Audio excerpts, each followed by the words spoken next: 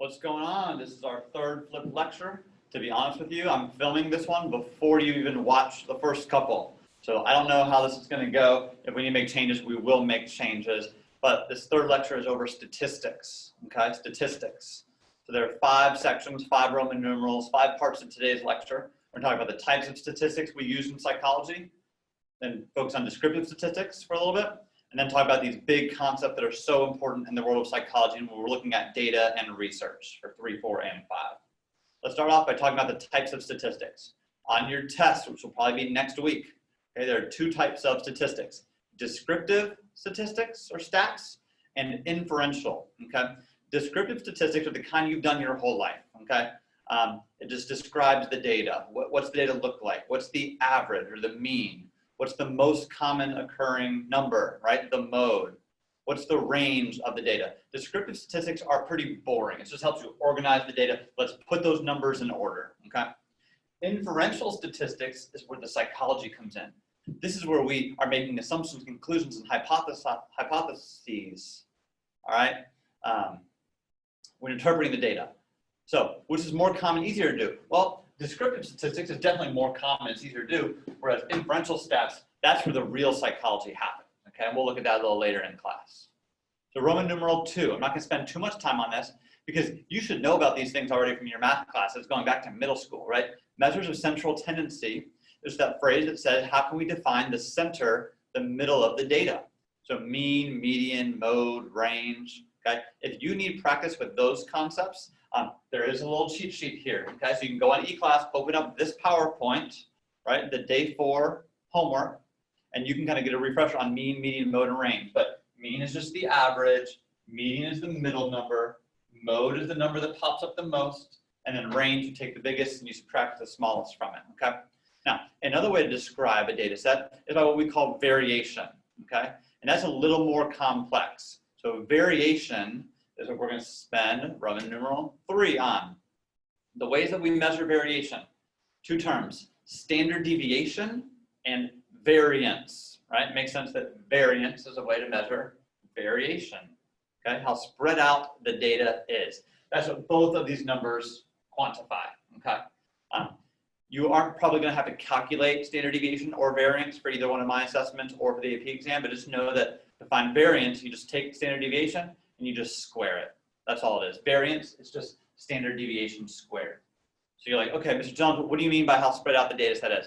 I have 3 graphs down here, okay? So I want you to imagine that these histograms, right, this type of bar graph is representing all the people who took a particular kind of IQ test. So I don't know if you can tell or not, but this is a verbal IQ test.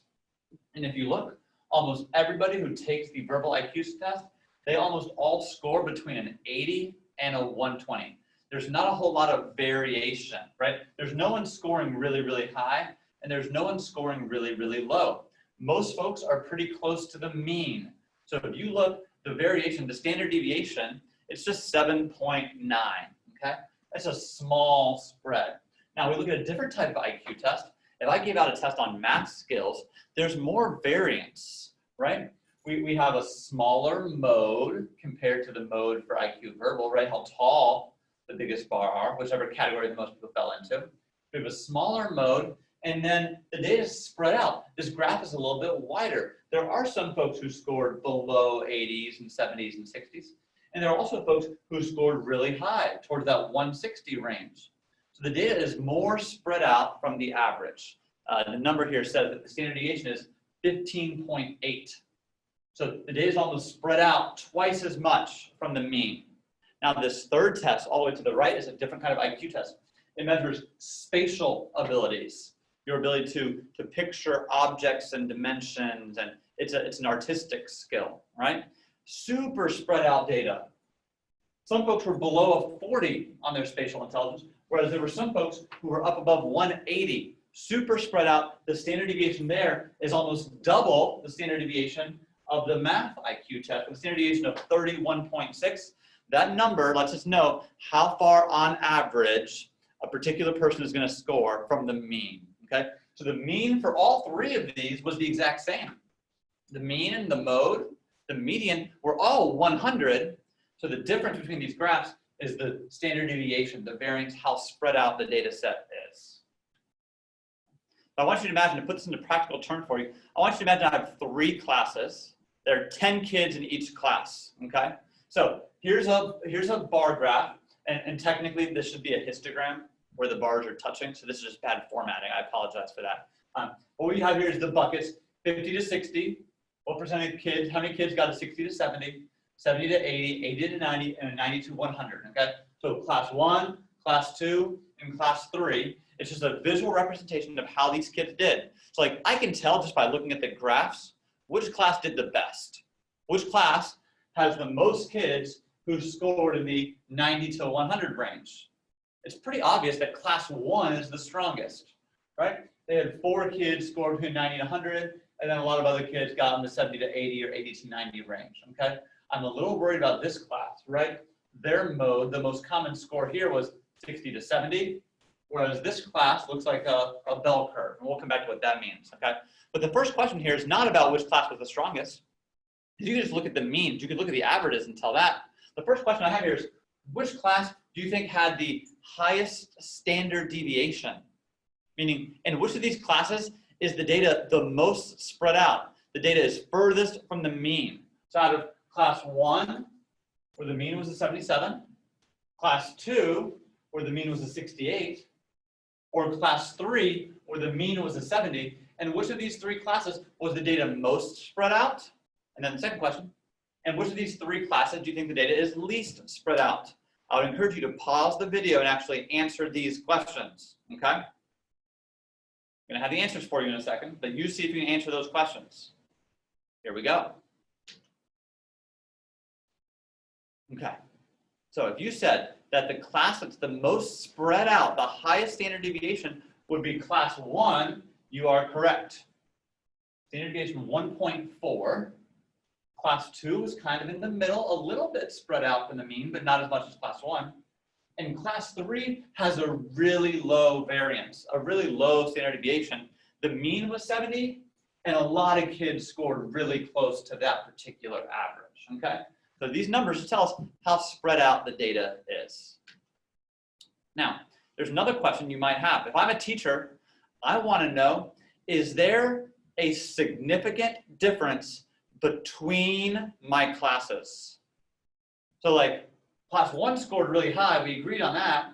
Is there a significant difference between class 1 and class 3? Is this 7-point difference a significant difference? And you might be saying to yourself, well, sure, 7 points, that seems like a lot.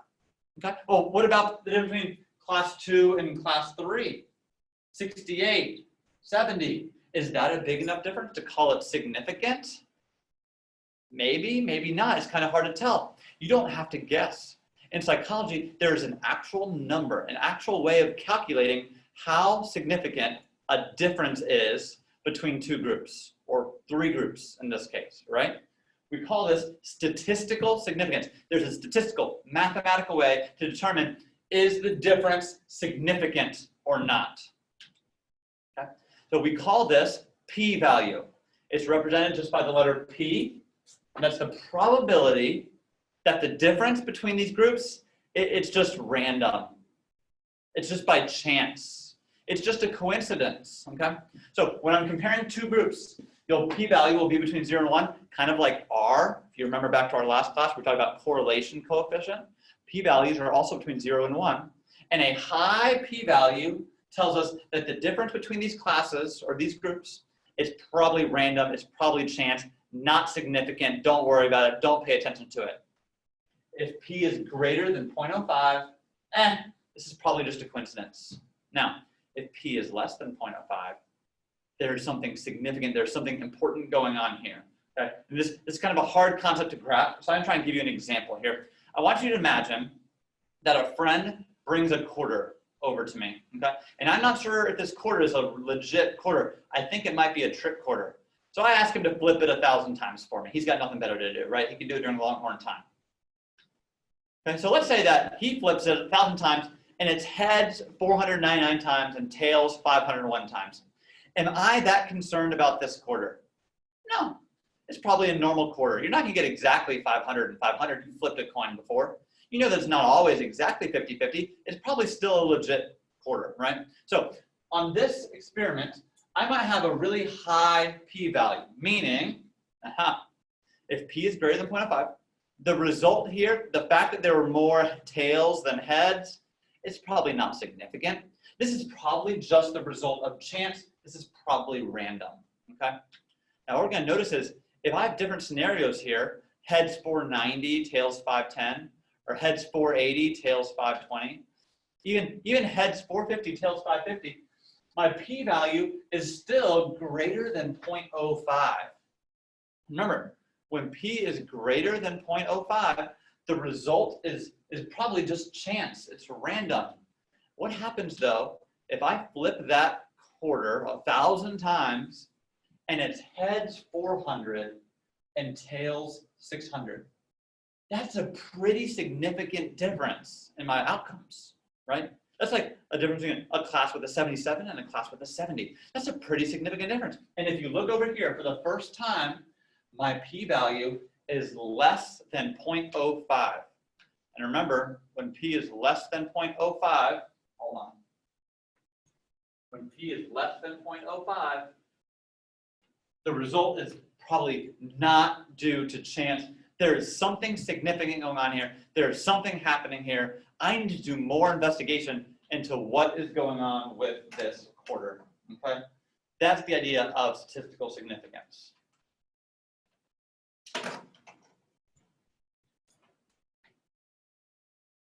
Hold on, technical difficulties. We'll see how long this lasts here, all right? So going back to the slide, and we started taking notes on this slide. You already wrote this first bold part, but I'm bringing these up again because hopefully that example helped you understand. If p is greater than 0.05, there's a high probability that the results were just the result of chance. There's nothing significant here. There's no need to do further research. In contrast, if p is less than 0.05, and this is the phrase right here, that on the AP exam, on free responses, they love for you to include this phrase. If p is less than 0.05, the difference between the groups, whether it's two classes or a control group and an experimental group, the difference is probably not due to chance. The independent variable probably mattered. The lower p is, the more significant the research should be. I had a student a couple years ago who actually had an internship at a lab, and he spent all summer at Emory University down in Atlanta doing research, and they're trying to see if this treatment would work. And they spent all summer on their data, and at the very end of the study, okay, they had a control group and an experimental group, folks getting a placebo, folks getting a treatment. And at the end of the summer, at the end of his research, he plugged in all the data, and when the p-value popped up, the p-value was 0.06. Was that good for him or bad for him? Greater than 0.05. This was really bad for him. It means he had to throw his whole research out. His study was not statistically significant. The difference between how the control group and the experimental group did, it could have just been the result of chance. He had to have a p-value of less than 0.05 to show that the independent variable, in that case, the treatment, that it actually mattered.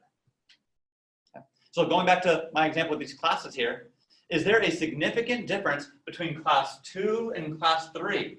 One average is 68, one average is 70. Is there a significant difference? No. P here, if you can't see, 0.17. That's above 0.05. The results are probably just random, chance. I shouldn't be worried about those two classes. Now, what about between these two classes, a 77 and a 70? Is P going to be greater than 0.05 still, or will it be less than 0.05? In this case, P is 0.04. There is a significant difference between these two classes. I need to pay attention and figure out what is going on. Why is one class doing so much better than the other? So if there's a significant difference between class 1 and class 3, is there going to be a significant difference between class 1 and class 2? Of course there is. What do you think the p-value is going to be? So P of 0.02. Anytime P is less than 0.05, it tells us there's a significant difference. Something is happening that is making these classes different, and now I, as a researcher, need to figure out what that is, okay?